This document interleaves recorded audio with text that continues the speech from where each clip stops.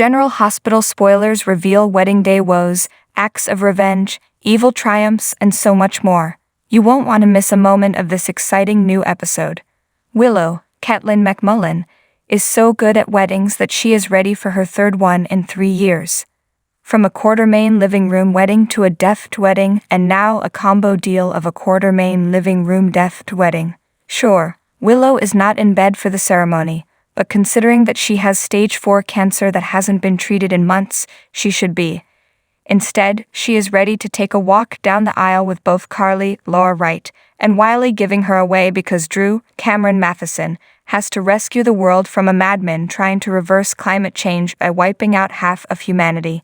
Before Willow takes her walk, Carly does her best to hide her worry as Dante and Chase are there to support the groom. Too bad the whole wedding might be blown to bits cause Carly and Mina, Cynthia Watros, will forever be enemies, and Willow couldn't just show some grace and invite her own mother to her wedding. Nina's impulsiveness is her own worst enemy, but she has BFF Ava Maura West there to tell her she did the right thing by calling the SEC, while Robert, Tristan Rogers, is thrilled to have Holly, Emma Sams, back in Port Charles. Diane is not, but she had to hide her disappointment for Robert's sake and her pride's sake. Holly has important information for Robert that can lead to Victor Charles Shaughnessy, or at least clue Robert and Anna Finola Hughes in on what he is really up to with his twisted vision that involves wiping out half of humanity. Anna and Robert realize that Laura, Jenny Francis, Drew, Curtis, Donald Turner, and Valentine, James Patrick Stewart, have walked right into a trap, and she feels helpless being unable to stop them. Victor is finally where he wants to be, off the coast of Greenland, where his pathogen that can kill off all mankind can be found. He has spent decades searching for this substance hidden by his late brother Mikos, and now it is all his to do with what he wants. However, he needs to make sure his hairs are protected. As Victor celebrates his triumph, does Liesl, Kathleen Gaddy, find a way to create a vaccine, or at least make Victor think she has one ready to go? Using Trina, Tabiana Ali, and Spencer Nicholas Alexander Chavez as guinea pigs is the only way Liesl has of keeping them alive, and they realize she is trying to help them.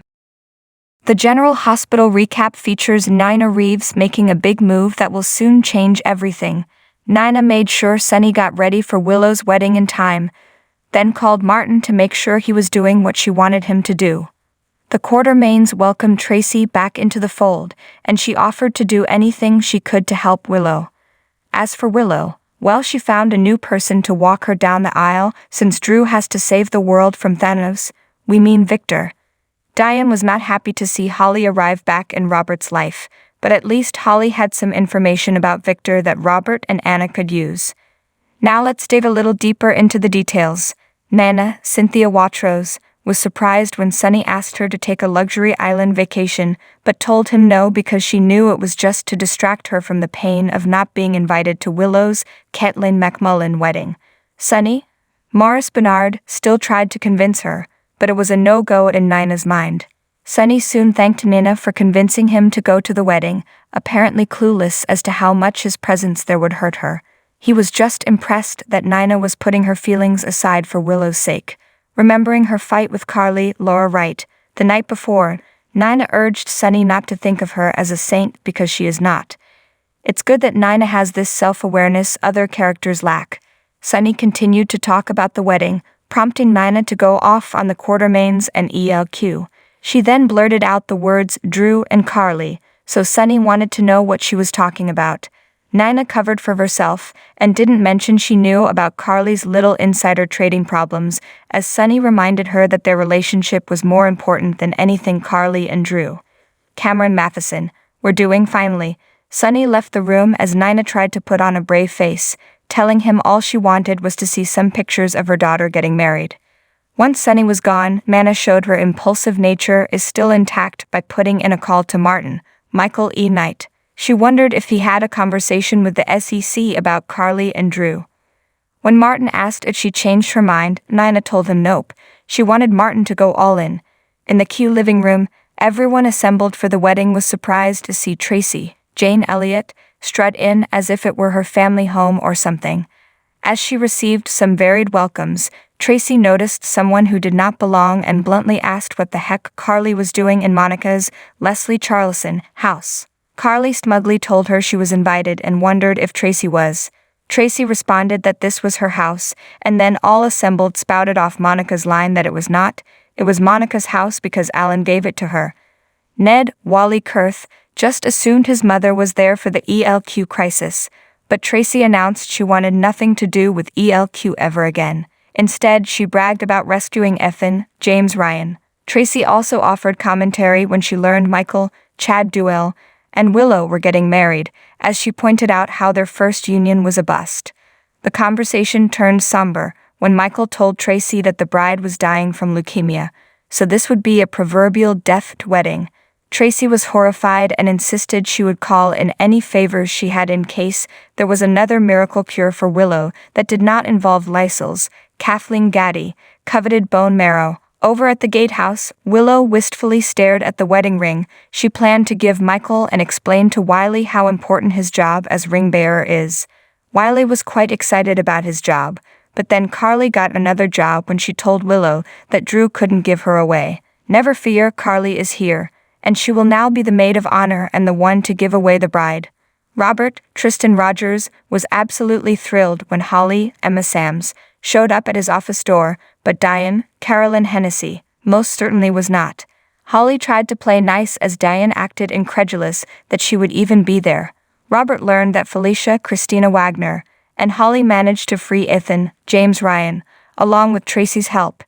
Diane interrupted to point out she had no burns and looked fantastic. She finally managed to figure out that the cabin explosion was all a ruse and that Robert was involved in the whole thing. Robert and Holly both apologized for duping her, but Diane wasn't quick to forgive. Once alone, Holly questioned Robert about what she interrupted. He told her they were having dinner together the night before, but it was clear Robert only had eyes for Holly. Then they got down to business as Holly asked Robert to take her to see Anna so she could apologize for setting her up for Lucy's shooting and let them both know what Ethan told her about Victor, Charles Shaughnessy. When Robert walked into Anna's room with Holly, she was not at all thrilled to see Holly but was cordial and kind.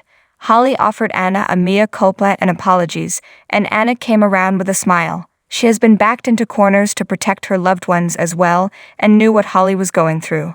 When Anna informed both Robert and Holly where Valentin was, Holly finally revealed what Ethan told her, that Victor plans to revive a technology the Casabanes developed back in the 1980s. Before Robert arrived, Alexis, Nancy Lee Gran, popped in to pay a visit to Anna, Finola Hughes. She had received a strange and cryptic text from Valentin, James Patrick Stewart, and wanted to know what it was all about. Anna informed her that Valentin left with Laura, Jenny Francis, and her crew to find Victor and his hostages. Alexis let Anna see Valentin's message, asking her to take care of Charlotte if anything happened to him since she was the executor of his will. Seeing the text made Anna feel more powerless than ever. When Alexis told Anna she now felt Valentin was one of the good Casadines, Anna admitted that she believed they had changed each other for the better. Alexis soon left Anna's room when Diane sent her an urgent text. The two women met at Charlie's, and Diane vented about her sad love life. Diane finally told her this was all about kissing Robert the night before, as well as the second potential kiss that Holly walked in on. Alexis tried to make Diane feel better about things, pointing out that Robert and Holly had not been together for years, but Diane was still miffed about the whole situation.